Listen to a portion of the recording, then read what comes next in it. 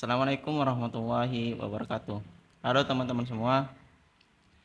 Pada video kali ini kita akan membahas terkait dengan seputar pendidikan, yang mana video ini dibuat untuk memenuhi tugas kuliah etika profesi guru, yang mana narasumber pada kali ini yaitu Bapak Mo Ali Haidar. Beliau selaku guru di Madrasah Aliyah An-Najah 1. Dan untuk mengefisien durasi, mari kita langsung kepada pertanyaan-pertanyaan terkait dengan seputar pendidikan yang akan kita bahas beberapa menit ke depan. Dan sebagai pembuka, mungkin kita sapa dulu narasumber kita pada hari ini, yaitu Bapak Mo Ali Haidar. Assalamualaikum Bapak. Waalaikumsalam. Gimana kabarnya? Ya, alhamdulillah baik-baik dan Alhamdulillah. ya lancar-lancar aja. Ya, sebagaimana kita ketahui Bapak bahwasanya video ini sengaja dibuat untuk memenuhi tugas kuliah, yang mana nantinya kita akan membahas terkait dengan dunia pendidikan. Dan untuk pertama-tama yang menjadi sebuah pertanyaan, menurut Bapak apa makna dari profesi guru jika dilihat dari sudut pandang etika profesi?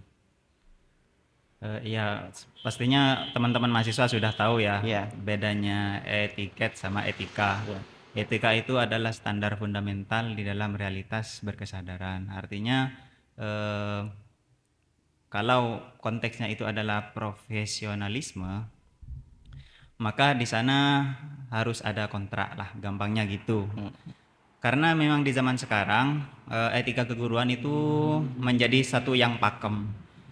Tapi di zaman dahulu guru itu bukan profesi tetapi status. oh, Cuman karena perkembangan zaman maka kita mau tidak mau harus menerima itu.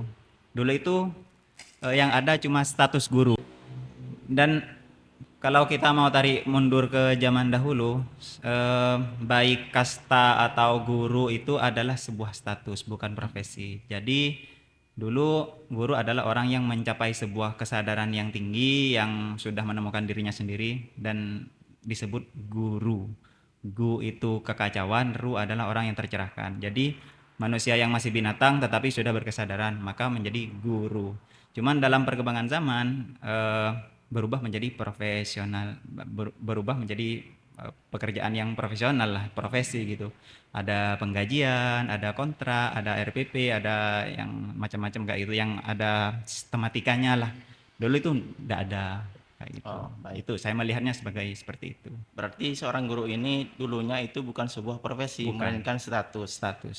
Karena perkembangan zaman dan juga yang menjadi kebutuhan pada saat ini, tentu hal tersebut berubah menjadi sebuah profesi, bukan Betul. status lagi. Ya, setahu Ya, saya begitu.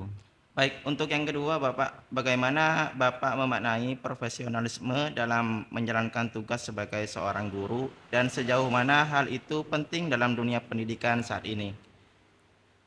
Karena dunia sudah begitu cepat ya, ini tentunya kan segala hal harus ada konteksnya. Di zaman yang serba cepat dan orang sudah terbiasa berbudaya terjadwal, tersistematik, maka eh, profesionalisme itu menjadi sangat penting.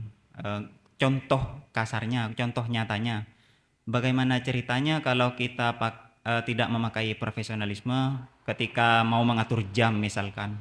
Kalau di zaman dahulu kan tidak ada jadwal jam 7. Ya, Ya, intinya yang orang yang ingin belajar itu harus datang ke rumah gurunya dan terserah gurunya mau keluar apa ya. enggak kan ceritanya kayak gitu.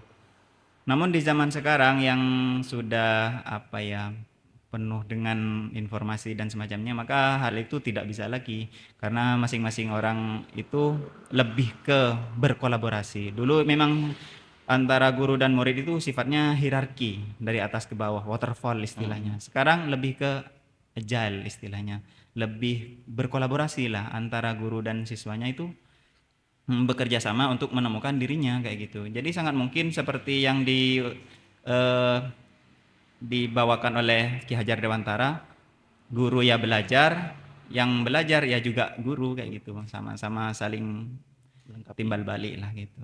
Lebih ke situ sih kalau menurutku untuk merangkum pertanyaan yang kedua ini. Dan untuk pertanyaan yang ketiga, dalam prakteknya apa saja tantangan terbesar yang Bapak hadapi untuk memenuhi standar kualifikasi dan kompetensi guru yang ditetapkan secara nasional? Secara regulasi itu sangat nyaman menurut saya, tidak ada tantangan yang gimana-gimana. Ya kembali ke kapasitas diri Iya, kita ya, kalau memang kita sudah capable dan juga punya banyak perbendaharaan, nggak ada yang sulit sebetulnya secara regulasi. iya, Cuma ya apa ya, memang penyesuaian di bawah itu tidak sesimpel teori kan. Ada regulasi, ada regulator. Nah, di ranah yang berhadapan dengan regulator lah kita harus pandai-pandai berseni. Misalkan kita pinter tahu teorinya, guru begini begini begini begini. Tetapi ketika kita berhadapan dengan sebuah instansi atau sebuah jalur untuk menempuh itu ke profesionalisme, Islam. maka ya harus tahu seninya lah gitulah. Apanya prakteknya begitu. Sama seperti kita belajar Genesian, teori ekonomi, teori bahasa Arab, toh ketika masuk ke kelas sama sekali berbeda kan? Iya. Mungkin kamu merasakan hal itu, sama seperti itu. Jadi menurut menurut saya ya sangat penting untuk apa ya, membumi. Kita belajar membaca bukunya dan ya cobalah masuk gitu. Gimana tarik ulurnya kayak gitu. Sama seperti sekelas nabi lah. Nabi itu kan sudah otaknya super gitu. Tapi ketika berhadapan dengan masyarakat, wah butuh tarik ulur nih. Penyesuaian ya. Iya, butuh penyesuaian. Saya lebih menyikapinya seperti itu. Regulasinya sudah bagus, cuman kita harus menyesuaikan kembali. Dan untuk yang keempat, pertanyaan keempat yaitu etika profesi sering dikaitkan dengan kode etik guru. Bisa dijelaskan Bapak bagaimana pengimplementasian kode etik ini dalam keseharian di sekolah? Ya, orang yang punya sudah berkesadaran dengan etika tinggi, menjadi beretika seorang guru, maka dia sudah ngepres di otaknya. Pasti dia sudah bisa memperkirakan pantasnya seperti ini, margin errornya seperti ini. Artinya skenario terburuknya seperti ini. Itu sudah pasti ada di kepala seorang guru yang punya etika. Dan ketika dia punya software yang baik di otaknya, maka dia mengimplementasikan kehidupan sehari-harinya itu dengan etiket yang baik. Artinya apa yang di otaknya menjadi terjemah yang baik dalam perilakunya, perbuatannya dan semacamnya. Dan itu akan menular menjadi sesuatu yang progres positif bagi siswa-siswanya. Demikian juga siswa datang ke sekolah harus memiliki nuansa yang sama lah. Si siswa ini pengen mencari dan si guru memfasilitasi. Lebih seperti itu sih sepertinya. Kalau secara teknis itu kan tergantung lokal masing-masing ya. Iya. Kalau di barat mungkin baju tidak begitu bermasalah. Kalau di sini menjadi masalah karena itu tanda penghormatan dan semacamnya. Jadi kembali ke lokal kesadaran masing-masing sih. Kalau masalah etikanya kayak gitu. Tapi kalau untuk duduk di dalam etika yang sudah berlaku itu menurut saya mutlak. Kan kalau di sini lokal yang di Madura contohnya harus ya peci itu kan Iya. menjadi sebuah kebanggaan ya harus pakai peci sebetulnya kalau mengajar lah gitu. Kalau yang bukan harus sih lebih ke kayak nilainya gitu loh. Masa kita mau pakai yang gimana-gimana kayak gitu. Sebetulnya ya bebas-bebas aja sih. Kalau mau mengacu ke konsep yang universal kayak gitu. Tapi karena di sini akhlaknya seperti itu, kita ikuti saja. Toh itu juga menenangkan kepada semua pihak kayak gitu. Artinya hal tersebut merupakan sebuah penanaman yang mana pengimplementasiannya itu berdasarkan apa yang sudah ada dalam di kawasan tersebut yang menjadi sebuah nilai ya. Ya, pastinya ada muatan lokal dan juga nilai-nilai lokal, apa kearifan lokal Iya. istilahnya. Itu apa ya, tidak serta-merta terbentuk dalam semalam. Kita bisa track di semua kearifan lokal itu terbentuk selama ratusan bahkan ribuan tahun. Dan sesuatu yang umurnya tua itu cenderung abadi. Kayak gitulah. Maksudnya itu walaupun salah itu pasti ada gunanya kayak gitu. Jadi mungkin ditemukan teori baru ternyata kopiah ini mengganggu otak misalkan. Toh berguna kok selama ini gitulah. Iya. Nah, masalah nanti ada progres ke depannya akhlak atau peraturan berbaju dan semacamnya bergeser dan berubah. Ya kita tidak tahu. Zaman kan terus berkembang seperti itu. Jadi seninya seorang guru dan siswa itu adalah curiosity, terus penasaran kayak itu gimana ya kok gini gini gini. Itu akan selalu sehat. Lalu bagaimana Bapak menyikapi jika ada rekan seprofesi yang melanggar kode etik? Misalnya, apa pendekatan yang biasanya dilakukan untuk menawarkan hal tersebut supaya bisa diminimalisir? Itu jawabannya sebetulnya ya ada di kurikulum yang sekarang ini, yang Oh, kurikulum cinta itu. Karena walaupun si murid tadi apa atau semua organ-organ di dalam kependidikan itu ada yang melanggar etika, kalau di sini sudah berbasis cinta, kalau bahasa Maduranya pangistoh gitu, hmm, maka hal-hal yang regulatif itu menjadi sekunder. Sangat mungkin kita misalkan tidak menghukumnya asalkan ada implikasi bahwa dia akan menjadi lebih baik. Tapi kan secara norma kita salah tidak menghukum anak yang ya. melanggar. Tetapi kan sangat mungkin karena kalau ini dihukum nanti makin parah. Lebih baik dimondokkan misalkan, bukan dihukum ya, Mm-mm. dikasih pembinaan. Itu sangat fleksibel. Kembali ke pendekatan hati nurani lah. Walaupun secara regulatif dan administratif itu harus tetap ada, ditulis lah. Eh, ya bukan sebagai pelengkap sih, harus ada lah yang hitam di atas putih ada, karena di lapangan harus disesuaikan lagi, biasanya seperti itu, bukan harus disesuaikan lagi, biasanya biasanya selalu menemukan penyesuaian yang tidak gampang untuk diketok palu. Dan untuk pertanyaan berikutnya, menurut pengalaman Bapak, seberapa besar peran organisasi profesi guru seperti halnya PGRI dalam menjaga mutu dan integritas profesi guru? Itu sangat berguna dan sangat penting untuk terus digalakkan. Cuman ini saya dalam sudut pandang organisasi sebagai sebuah merangkul bersama ya, Mm-mm. bukan sebagai hierarki yang rigid yang paten. Karena kembali ke fundamental manusia yaitu makhluk sosial kan kayak gitu. Artinya eh, saya pernah mendengar kata-kata hari ini sendiri lebih jauh tapi sendiri lebih cepat, bersama lebih jauh. Artinya memang ada kelemahan di dalam kita berkomunitas atau apa itu yang PGRI kayak gitu. Memang ada kelemahan, memang kayak lambat gitu ya, kayak gajah semakin besar kan semakin lambat. Mm-mm. Cuman efek positifnya itu menjadi semakin kokoh, susah dirobohkan kayak gitu. Jadi kalau memang mau diefisiensi perkumpulan-perkumpulan semacam itu ya disering-seringin aja silaturahminya kayak gitu. Tidak harus menunggu forum-forum besar yang rapat-rapat yang besar. Ya sesimpel sering nimbrung di WA lah. Nah, itu pentingnya di sana. Jadi semakin kita memiliki tarik ulur antara anggota, bukan tarik ulur, kerjasama, tukar pikiran sesering mungkin itu akan jauh lebih positif. Menurut saya seperti itu. Ya silakan kalau mau memakai pengembangan individu atau mau menerobos atau pakai bertapa misalkan Mm-mm. untuk jadi yang profesional, ya nggak apa-apa juga. Sama-sama bisa. Tapi menurut itu saya sudah sangat enak sih menurut kalian. Ngapain tidak dipakai loh? Ada komunitasnya loh, ya Iya. kita pakai aja kayak gitu. Ya, kita tahu bahwasanya guru juga memiliki hak dan kewajiban. Apakah Bapak merasa hak sebagai guru sudah terpenuhi secara adil dan bagaimana menyeimbangkan dengan sebuah kewajiban? Em, Ini relatif adil sebetulnya ya, sebetulnya sudah relatif adil. Toh nanti kalau memang tidak mencukupi kan itu ada problem logika di sana. Mm-mm. Misalkan ada seorang guru yang menuntut gaji misalkan.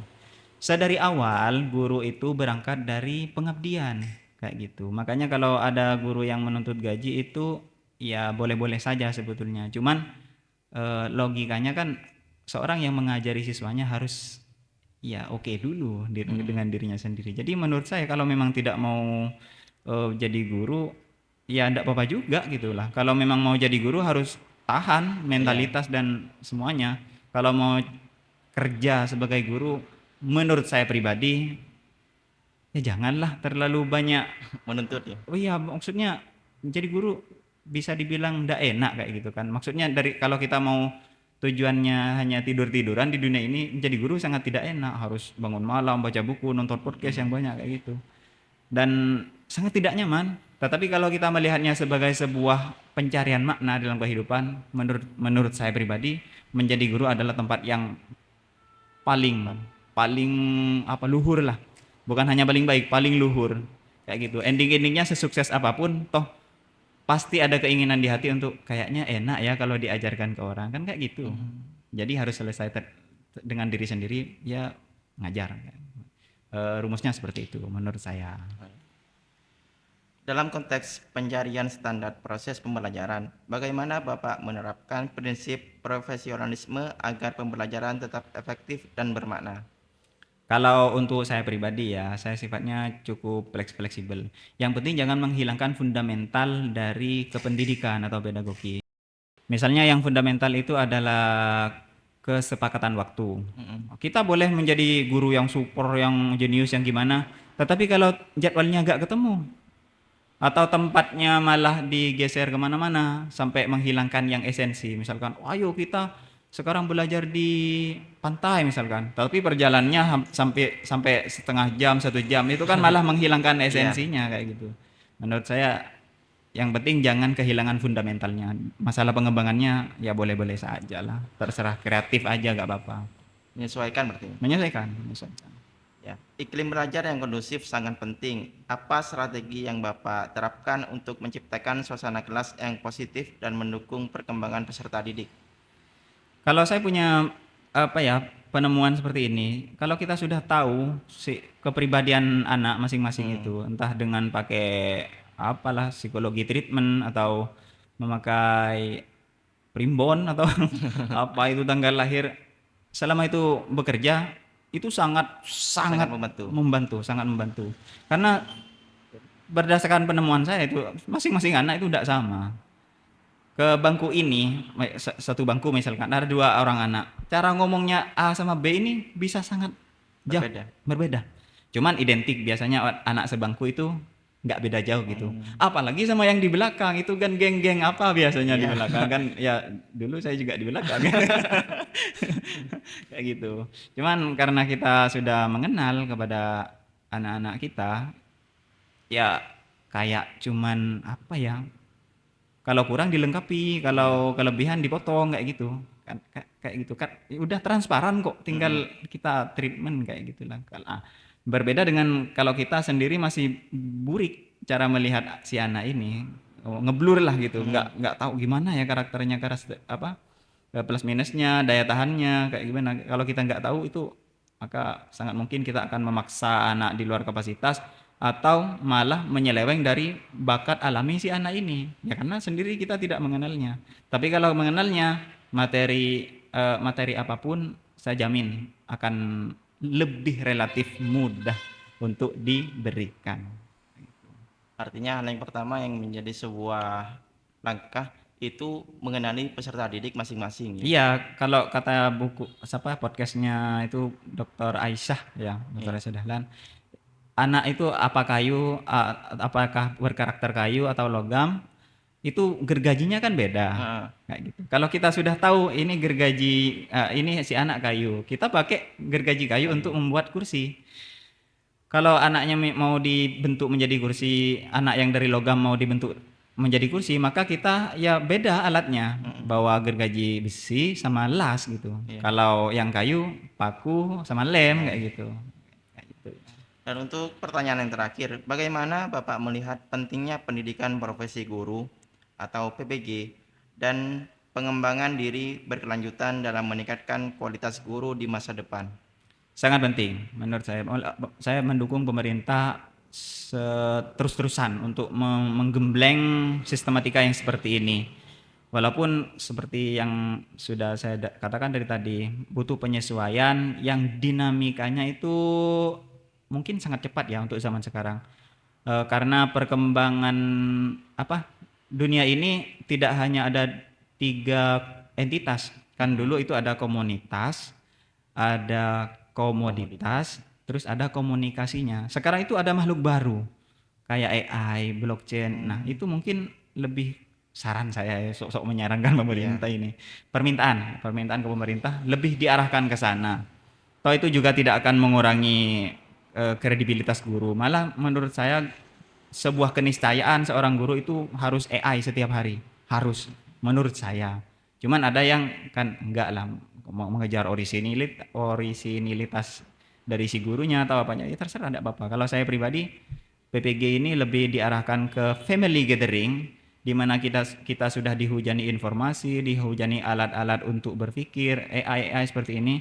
Dengan adanya PPG, artinya kita menemukan komunitas baru yang lebih solid, rigid, dan terhubung di dalam, ya nggak tahu sistematikanya apa, dibuat paguyuban atau gimana, itu kan kayaknya ada kan ya, orang-orang yang tergabung PBG itu kan sampai pelatihan eh, yang kayak ospek lah, ada kan nuansa seperti itu, Iya. seperti itunya. Dan itu saya percaya salah satu upaya pemerintah untuk membentuk kesamaan rasa atau kesamaan visi. Gimana loh dunia sudah seperti ini, gimana kita menemani anak-anak didik kita. Saya menangkapnya seperti itu. Masalah pengembangan teknisnya atau gimana-gimananya mungkin menyesuaikan saja, kayak gitulah. Dan saya juga tidak begitu tahu karena saya sendiri terus terang belum PPG. Cuman walaupun saya belum PPG, saya sering membantu apa ya, membantu prosesnya lah kayak gitu. Baik di sekolah ini atau di rumah, saya kadang diminta tolong untuk ngedit videonya, ngedit apanya kan. Kebetulan saya punya skill seperti itu dan agak tahu lah teknisnya, juknisnya saya tahu kayak gitu. Ya. Baik, mungkin hanya ini teman-teman yang bisa kami sajikan dalam video kali ini seputar pendidikan. Eh, kurang lebihnya mohon maaf, dan sebelum kami tutup, kami ucapkan terima kasih kepada Bapak Maulana Haidar atas kesempatan dan juga atas tempat yang sudah disediakan. Kami ucapkan terima kasih. Kurang lebihnya mohon maaf. Assalamualaikum warahmatullahi wabarakatuh. Assalamualaikum warahmatullahi wabarakatuh.